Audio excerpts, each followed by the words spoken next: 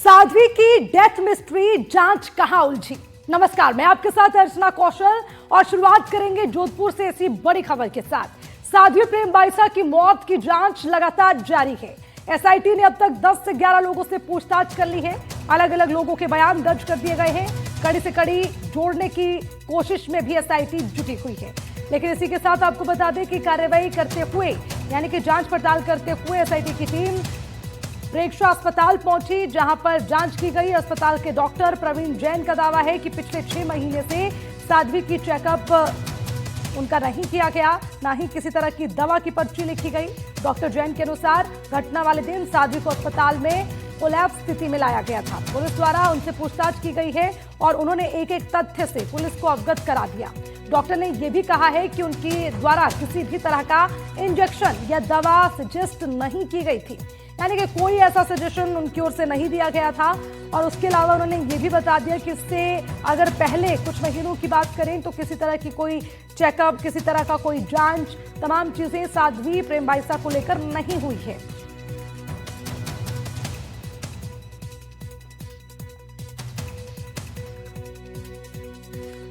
तो अब निश्चित तौर पर साध्वी की डेथ एक मिस्ट्री बन गई है। हालांकि सवाल ये भी कि आखिर ये जांच कहां पर उलझ गई, क्योंकि कई तरह के सवाल इसी मौत के साथ जुड़े भी हैं, लेकिन उसी के साथ अब जांच भी की जा रही है। और देखिए, सबसे बड़ा अपडेट यही है कि पिछले 6 दिनों से अब तक 10 से 11 ऐसे लोग हैं जिनसे इस पूरे मामले को लेकर पूछताछ की गई। और इसके अलावा एक अस्पताल में भी जब एसआईटी पहुंची तो वहां पर डॉक्टर से भी बातचीत की गई, जिसमें डॉक्टर ने कई बड़ी बातों को सामने रखा। उन्होंने बताया कि पिछले कई महीने से किसी तरह का कोई चेकअप, किसी तरह की कोई जांच उनकी नहीं हुई है। हालांकि जानकारी ये भी मिल रही है कि साध्वी को जब अस्पताल लाया गया था तो वो कोलैप्स स्थिति में उनको वहां लाया गया था, यानी कि बचाने की कोई संभावना उसमें नजर नहीं आ रही थी। इसके अलावा और भी कई बातें हैं जो पूछताछ में निकलकर सामने आई। अब इसी एंगल से आगे जांच भी की जाएगी। फिलहाल के लिए कहा जा सकता है कि ये मौत की गुत्थी अभी अनसुलझी है और इस पर लगातार जांच की जा रही है। एफएसएल की जांच रिपोर्ट का वेट है और उन्होंने कहा है कि इसमें कुछ समय लगेगा, परंतु उसके बीच में जो टेक्निकल एनालिसिस है, वहाँ पे जो आई विटनेसेस मौजूद थे, उनके साथ पूछताछ और उनके बयान लेना और उनके सोशल मीडिया को खंगालना, जिसमें वो हॉस्पिटल में गई थी उस समय वहाँ पे जो उनके ब्रदर्स हैं उनको संकलित करना, उनसे चर्चा करना, ये सारी कार्रवाइयाँ की जा रही हैं। और सारे जो एविडेंस हैं, सर्कमस्टेंशियल एविडेंस हैं, उनको मिलाने की कोशिश की जा रही है, जिससे कि हम किसी निष्कर्ष पर पहुँच पाए। परंतु अंततोगत्वा निर्णय तभी आ पाएगा जब एफएसएल की रिपोर्ट प्राप्त होगी। अभी जो हमारी इन्वेस्टिगेशन की जांच की जो प्रोसेस है वो चालू है। हमने जो टेक्निकल डिटेल्स विभिन्न तरीके के प्राप्त किए हैं, उनका एनालिसिस चल रहा है। उनके आधार पर और टेक्निकल डिटेल्स को डेवलप किया जा रहा है और संबंधित विभागों से प्राप्त किए जा रहे हैं। इसके अतिरिक्त जो सैंपल्स वगैरह प्राप्त किए गए हैं उनको संबंधित विभागों में जमा कराया गया है।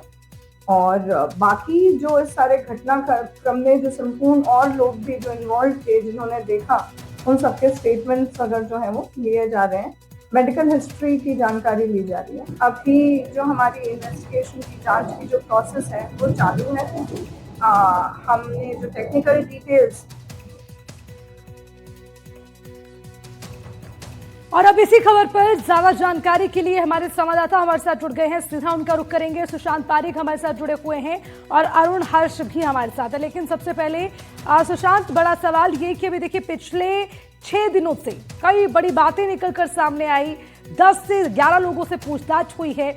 बहुत सारी ऐसी चीजें हैं जो इस मामले से जुड़कर इस मामले को और पेचीदा बना रही है। आपके पास क्या अपडेट है अब तक का?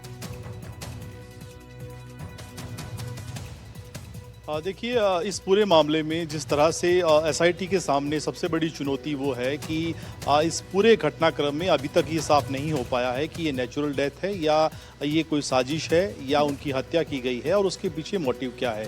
तो जब तक मोटिव और कारण मौत का नहीं साफ हो पाता, तब तक की जो कवायद पूरी है उसमें एसआईटी जुटी हुई है। 10-12 लोगों से वो पूछताछ कर चुकी है। हर एंगल से पूरे पहलू को खंगालने की कोशिश की जा रही है। और आज जिस तरह से डॉक्टर से बात हुई है, उनकी डॉक्टर के बयान लिए गए हैं जिन्होंने परीक्षा हॉस्पिटल में उनका इलाज किया था, और वहां पर इस एंगल को भी जांचने परखने की कोशिश की गई कि अस्थमा उनको था या नहीं था, वो क्या पहले भी इलाज के लिए आती रही हैं। तो डॉक्टर ने कहा इस बात की उन्हें जानकारी नहीं है। हालांकि उनको जुकाम था जिस दिन उनके पिता ने बताया, उनके सेवक ने भी बताया, उनके कंपाउंडर ने भी जानकारी दी कि उनका गला खराब था, खराश थी, लेकिन अस्थमा के संबंधी दवाइयां जो उनके आश्रम के पास मिली, इस बात को लेकर भी आज जो है एसआईटी तस्दीक करने में जुटी थी। डॉक्टर ने कहा कि वो पहले इलाज के लिए आती रही हैं, लेकिन हाल फिलहाल नहीं आई थी और इस बारे में उन्हें बहुत ज़्यादा नहीं पता। जब तक वो लाया गया था उनको, वो पूरी तरीके से कोलैप्स हो चुकी थी। तो ये एक तरीके से हर जगह, हर जांच में, हर बयान में जोधपुर एसआईटी एक जगह आकर ठहर जाती है और उसके बाद फिर आगे कोई सिरा उनको नहीं मिल पाता है।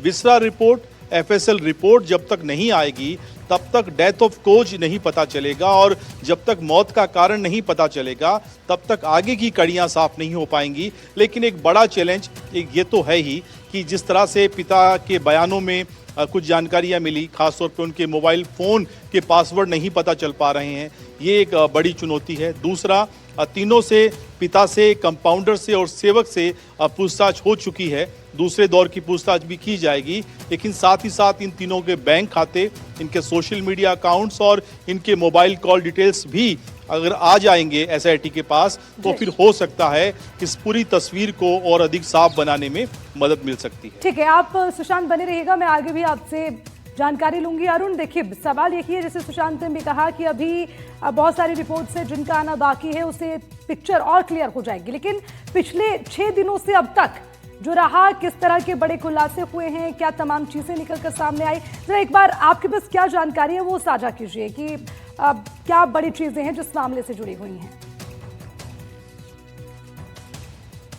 देखिए, अगर इस मामले से जुड़ी हुई बात की जाए अर्चना, तो आज सुबह जिस तरह से एसआईटी की टीम ने जो है परीक्षा हॉस्पिटल पर जाकर जो है तमाम वो सवाल जो है जो अस्पताल के प्रबंधन और डॉक्टर वरुण जैन से पूछे थे, साथ ही साथ वहाँ की सीसीटीवी फुटेज है उनको देने के लिए भी उन्हें कहा गया। साथ ही साथ इस वक्त हम खड़े हैं जोधपुर के एसीपी एसआईटी टीम का जो ऑफिस है उसके बाहर खड़े हैं। आप देख सकते हैं ये तस्वीरें, एसीपी जो छवि शर्मा है, एसआईटी जो टीम बनी हुई है, यहाँ हम लोग जो खड़े हैं और तमाम वो टीम के लोग हैं जो देखिए आप बातचीत भी करते नजर आए। कोशिश करूंगा मैं एसीपी छवि शर्मा से बात करने का, किस तरह से जो है अभी तक की जो कार्रवाई हुई है।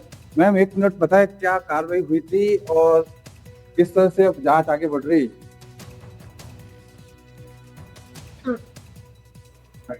जांच, जैसा आपको पता है कि तुरंत घटनास्थल जो है उसको हमने सुरक्षित रखवा दिया था, तो एफएसएल टीम द्वारा 2 दफा एफएसएल टीम की मौजूदगी और एसआईटी जो है उनके द्वारा घटनास्थल जो है उसका निरीक्षण किया गया है। साथ ही कंपाउंडर जो है उनसे बातचीत की गई, जानकारी प्राप्त की गई, पूछताछ की गई। इसके अतिरिक्त जो निजी अस्पताल है जहां उनको तुरंत ले गए थे, वहां पे भी जानकारी प्राप्त की गई है कि वो किस स्थिति में आई थी और बाद उसके किनके द्वारा उनका किस किस चीज पे इलाज किया गया था, उनके वाइटल्स वगैरह की क्या स्थिति थी उस वक्त। इसके अतिरिक्त जो भी हमको टेक्निकल एनालिसिस में जो भी डेटा है, एनालिसिस और साइबर से जो डेटा मिल रहा है उसका एनालिसिस चल रहा है और उससे कोई भी जो डेवलपमेंट हमारे सामने आ रहा है हम उसको फर्दर ध्यान में रख के और डेवलप कर रहे हैं। अभी तक की जाती है, अभी तक 10 से ज्यादा लोगों से पूछताछ की जा चुकी है, जानकारी ली जा चुकी है और उनसे क्रॉस वेरिफिकेशन भी किया जा रहा है चीजों का। तो निश्चित रूप से आप देख सकते हैं एसीपी जो है एसआईटी टीम की इंचार्ज, उससे जो है बात की जा रही है और उन्होंने बताया कि किस तरह से जो है ये सारा मामला अभी इन्वेस्टिगेशन में है। जब तक विसरा रिपोर्ट नहीं आएगी उससे पहले कुछ भी कहना जल्दबाजी होगी, लेकिन लगातार पुलिस जो है पिछले 6 दिनों में जो है 11 लोगों से पूछताछ कर चुकी है।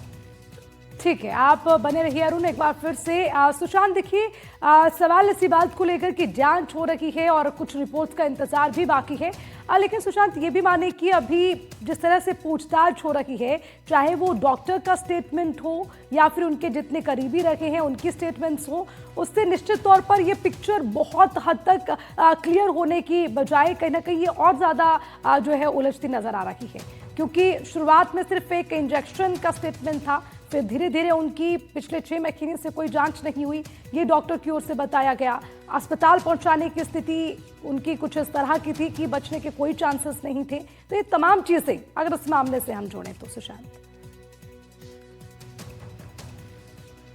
बिल्कुल आपने ठीक कहा। बहुत सारे ऐसे सवाल हैं जिनके जवाब अभी तक एसआईटी को नहीं मिल पाए हैं। और एक सवाल तो ये भी है सबसे महत्वपूर्ण कि आखिरकार साध्वी को इसी अस्पताल में क्यों ले जाया गया? क्यों जब वो पहली बार 12 बजे कंपाउंडर को फ़ोन किया जाता है कि उनकी तबीयत ठीक नहीं है, तो शाम तक का इंतज़ार किया जाता है और शाम को फिर दोबारा कंपाउंडर को ही क्यों बुलाया गया? क्यों नहीं तब तक अगर इस तरह की हालत थी, जिस तरह से बताया जा रहा है कि उनको गले में खराश थी, जुकाम था और सांस लेने में दिक्कत हो रही थी, तो क्यों किसी अस्पताल में भर्ती नहीं करवाया गया? इंजेक्शन लगाने के बाद जब हालत बिगड़ी तब उनको अस्पताल ले जाया गया, वो भी इसी अस्पताल में। तो ये सारे सवाल तो हैं जिनका जवाब तलाश करने की एसआईटी कोशिश कर रही है। दूसरा, सेवक के जो बयान हैं, जिस तरह से उसने बताया कि वो एक दिन पहले जब वो अजमेर से आई थी तब से उनकी तबीयत खराब थी, सुबह से वो गरारे कर रही थी।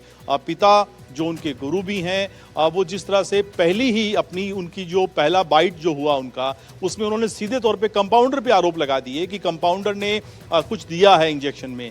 और कंपाउंडर कह रहा है कि मैं 1 साल से आश्रम से जुड़ा हुआ हूँ और मैं लगातार पहले भी उनका इलाज करता आया हूं और मुझे पता था कि मुझे उनको कौन से इंजेक्शन देने हैं। लेकिन सवाल ये भी, क्या कंपाउंडर को ये अधिकार थे कि वो इस तरह का ट्रीटमेंट कर सकता है? और कंपाउंडर पर इतना भरोसा अगर था कि पिता उनको ही बुला रहे थे, तो उन पर फिर आरोप क्यों लगाए जा रहे हैं? तो ये सारे सवाल बिल्कुल सुशांत, ये सारे सवाल हैं जो इस मामले से जुड़े हुए हैं और उसी को लेकर जांच भी की जा रही है ताकि सब सवालों के जवाब भी मिल सके। और ये जो मिस्ट्री है इसको सुलझाने की पूरी कोशिश एसआईटी कर रही है। बहुत बहुत शुक्रिया अरुण और सुशांत, आप दोनों का तमाम जानकारी के लिए।